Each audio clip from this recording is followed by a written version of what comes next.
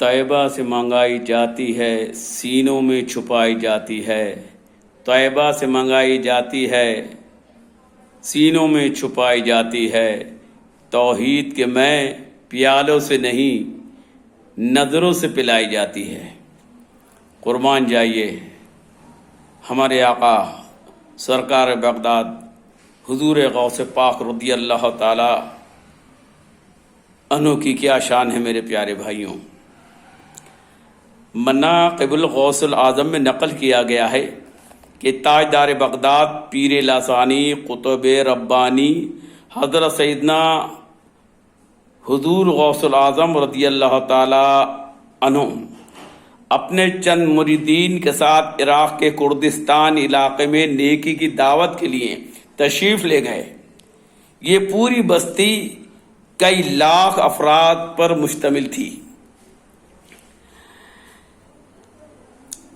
اور ان کا مذہب عیسائیت تھا۔ طبیعت کے لحاظ سے بہت سخت قوم تھی یہ۔ اسلام کا پیغام آنے کے باوجود سینکڑوں برس گزر جانے کے بعد بھی اس قوم کے لوگ عیسائیت پہ قائم رہے۔ آپ نے ان کے مرکز میں پہنچ کر حضور غوث اعظم رضی اللہ تعالیٰ عنہ ان کے ایک مرکز میں پہنچ کر ان کے بڑے بڑے سرداران قبائل کو دین اسلام کی دعوت پیش کی۔ آپ کی اس دعوت اسلامی پر ان کا ایک پادری سامنے آیا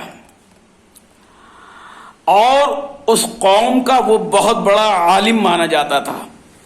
وہ کچھ عرصہ بغداد شریف اور مصر میں بھی رہ چکا تھا۔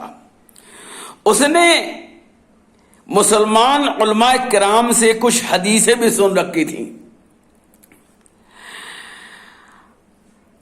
آپ رضی اللہ تعالیٰ سے مخاطب ہو کر کہنے لگا کہ آپ کے نبی صلی اللہ علیہ وسلم کا یہ فرمان ہے کہ علماء امتی کانبیاء بنی اسرائیل، یعنی میری امت کے علماء بنی اسرائیل کے انبیاء کرام کی طرح ہوں گے۔ آپ نے فرمایا اس پادری سے، کیا تم کو اس میں شک ہے؟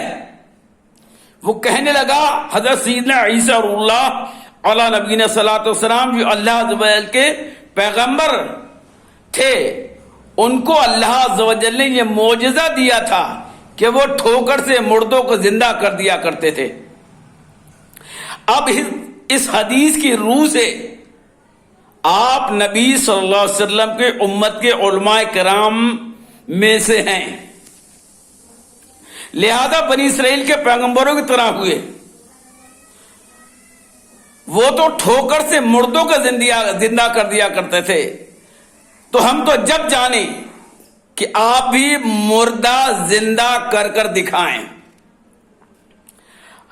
آپ نے ارشاد فرمایا بلا شبہ ہمارے آقا سلطان مدینہ سرور قلب و سینہ صلی اللہ علیہ وسلم کا کہ امت کے علماء ربانیین یعنی اولیاء اللہ کی یہی شان ہے۔ یہ کوئی مشکل بات نہیں ہے۔ تم کون سے مردے کو زندہ دیکھنا چاہتے ہو؟ چنانچہ قریب یہ قبرستان میں آپ اس کے ہمراہ تشریف لے گئے، اس پادری کے۔ انہوں نے ایک پرانی قبر کی طرف اشارہ کر کے کہا کہ اس مردے کو زندہ دیکھنا چاہتے ہیں۔ آپ اس قبر کی قریب تشریف لے گئے اور آپ نے اس قبر کو ٹھوکر مارتے ہوئے ارشاد فرمایا قم بإذن اللہ، یعنی اللہ عز و جل کے حکم سے اٹھ۔ فوراً ہی قبر شق ہوئی اور مردہ باہر سر نکال کر کھڑا ہو گیا اور آپ کی خدمت میں السلام علیکم عرض کرنے کے بعد کہنے لگا کیا قیامت آ گئی؟ آپ رضی اللہ تعالیٰ عنہ نے فرمایا نہیں، یہ تو صرف اس پادری کے استفسار کی بنا پر ایسا کیا گیا ہے، اب اس کو بتا کہ تو کس دور کا آدمی ہے۔ وہ کہنے لگا میں حضرت دانیال علی نبینا علیہ الصلوۃ والسلام کے وقت کا ہوں اور انہی کے مذہب پر مجھے موت آئی تھی۔ میں حضرت سیدنا عیسیٰ روح اللہ علی نبینا صلوۃ والسلام کے مبارک زمانے سے بھی بہت پہلے کے دور سے تعلق رکھتا ہوں۔ آپ نے ارشاد فرمایا کہ اس کو ہمارے دین پاک کی حدیث مبارک کے سلسلے میں یہ صداقت دکھانی تھی، اور وہ حدیث غوث پاک نے ارشاد فرمائی۔ یہ سن کر اس نے عرض کی یہ حدیث مبارک حق ہے اور دین اسلام حق ہے۔ تمام انبیاء علیہ الصلوۃ والسلام اسی دین کی بشارت دیتے رہے، اور دو جہاں کے سلطان رحمت عالمیان صلی اللہ علیہ وسلم بھی اسی کی بشارت دیتے رہے۔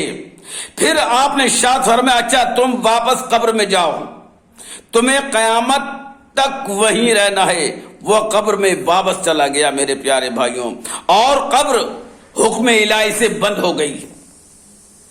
آپ کی شان کرامت دیکھ کر وہ پادری اور اس کی ساری قرد قوم جو کئی لاکھ پر مشتمل تھی، علاوہ چند گھرانوں کے سب مسلمان ہو گئے، اور ایسی جنگجو قوم تھی جس سے آس پاس کے مسلمان سلاطین بھی جنگ و جدال کے خطرات سے دو چار ہی رہتے تھے۔ فوجی طاقت کے ذریعے اس قوم کو زیر کرنا آسان نہ تھا میرے پیارے بھائیوں۔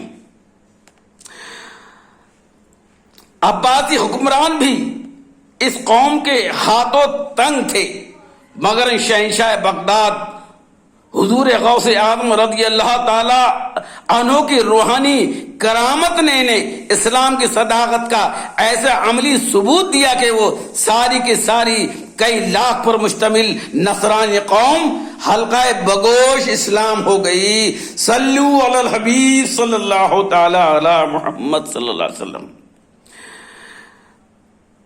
قلب مردے کو بھی ٹھوکر سے جلا دو مرشد، قلب مردے کو بھی ٹھوکر سے جلا دو مرشد، تم نے ٹھوکر سے ہے مردوں کو جلایا غوث پاک۔ اللہ اکبر۔ مصنف مناقب الغوث اعظم مزید آگے فرماتے ہیں اس کے بعد اس قوم میں ایسے مجاہدین پیدا ہوئے جنہوں نے اسلام کے لیے بڑی بڑی فتوحات حاصل کی۔ ان میں سے ایک فاتح مجاہد اسلام حضرت سلطان صلاح الدین ایوبی رحمت اللہ تعالی علیہ بھی اسی خود قوم سے تعلق رکھتے تھے۔ ان کے والد بھی اسی دوران اپنی برادری کے ساتھ مسلمان ہو کر حضور غوث پاک سے بیعت ہوئے، اور بعد میں ملک شام کے زنگی سلاطین کے بہت بڑے فوجی جرنیل بنے۔ ایک بار بغداد مولا حاضر ہو کر اپنے 10 سالہ بیٹے حضرت سلطان صلاح الدین ایوبی رحمت اللہ تعالی علیہ کو آپ کی خدمت بابرکت میں پیش کیا گیا، غوث پاک کی خدمت میں پیش کیا گیا حضرت صلاح الدین ایوبی رحمت اللہ تعالی علیہ کو۔ عرض کیا یا حضرت اس بچے کے سر پر اپنا نورانی ہاتھ رکھ دیں اور اس کے لیے دعا فرما دے کہ یہ اسلام کا عظیم مجاہد اور فاتح ہے، عظیم مجاہد اور فاتح بنے۔ چنانچہ حضور غوث پاک رضی اللہ تعالیٰ عنہ نے اس بچے کے سر پر دست مبارک پھیرا اور دعا فرمائی، اور پھر ارشاد فرمائے بچہ تاریخ عالم کی ایک عظیم نامور شخصیت ہوگا، اور اللہ عز و جل اس کے ہاتھ سے بہت بڑی اسلام کی فتح کرائے گا۔ صلو علی الحبیب صلی اللہ علیہ وسلم۔ چنانچہ پھر دنیا نے دیکھا کہ حضرت صلاح الدین ایوبی رحمت اللہ تعالی علیہ جو سلطان نور الدین زنگی کی افواج میں ترقی پا کر جرنیل بنے، اور پھر صلیبی جنگوں کے دوران سلطان کی اچانک وفات ہونے کے بعد سلطان بنائے گئے، اور پھر سلطان بن جانے کے بعد حضرت سلطان صلاح الدین ایوبی نے ایک عظیم کارنامے انجام دیے. وہ تاریخ اسلام کا زرعی باب ہے میرے پیارے بھائیوں. صلیبی جنگوں میں بیت المقدس کی تاریخی فتح انہی کے ہاتھوں سے ہوئی تھی میرے پیارے بھائیوں. اور یورپ کے بڑے بڑے عیسائی بادشاہوں کا لشکر بھی ان کے مجاہدانہ شان کے سامنے نہ ٹھہر سکا. حضرت صلاح الدین ایوبی رحمۃ اللہ تعالی علیہ جنگ میں سارے یورپ کو ہرایا. یہ سب تاجدار بغداد حضور غوث پاک رضی اللہ تعالیٰ عنہ کی شان کرامت اور دعا کا طفیل تھا. صلو علی الحبیب صلی اللہ تعالی علی محمد صلی اللہ علیہ وسلم.